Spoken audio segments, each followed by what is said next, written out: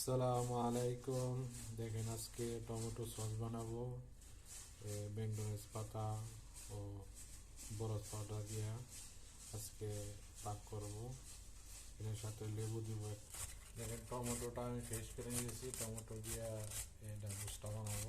এই tomato sauce দিয়ে বানাবো, আরও এটার সাথে টমেটো সস দিব, লেবু দিব, মরিচ দিব।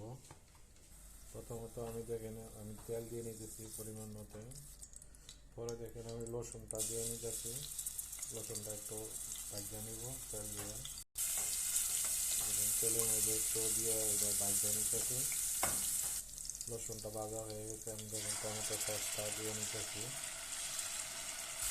দেখুন টমেটো সসটা দেওয়ার পরে তো আমি একটু ভালো করে লাইড়া নিব। আমার এই সসটা একটু কষানি হয়ে গেছে, আমি দেখেন টমেটো ফ্রেশ করে নিয়েছিলাম, এই টমেটোটা দিয়ে নিতেছি।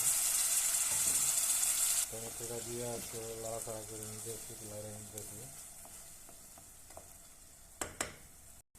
পরে দেখেন আমি লবণটা দিয়ে নিতেছি, টমেটো পরিমাণ মতো লবণ দিয়ে নিচ্ছি। দেখেন আমি সামান্য একটু মশলা দিয়ে নিচ্ছি, এটা হলো হলুদটা দিয়ে নিচ্ছি, লেবুটা দিয়ে নিতেছি, এখানে মরিচটা দিয়ে নিতেছি। আমি যে মরিচটা আর ইয়াটা দিয়ে একটু কষায় নিতেছি সুন্দর করে। কষায় নিলে একটু ভালো হয় বেশি। তো পানিটা একটু কষায় নিতে হয়। যেখানে বরফ পাতা একদম পাতাটা দিয়ে নিতেছি, দিয়ে এটা আমি সুন্দর করে কষায় নেব। পাতাটা দিয়ে এখানে আমি একটু লাড়াচাড়া লাইড়া নিব, লাইড়া নিতেছি। দেখেন আমার বেগুনের পাতা বরফ পাতা আমার কষানো হয়ে গেছে, আমি পরিমাণ মতো পানিটা দিয়ে নিতেছি। দেখেন আস্তে আস্তে আমার এটা বয়েল হইতেছে, আমি এটা ডাকনি দিয়ে একটা ডাইকে নিতেছি।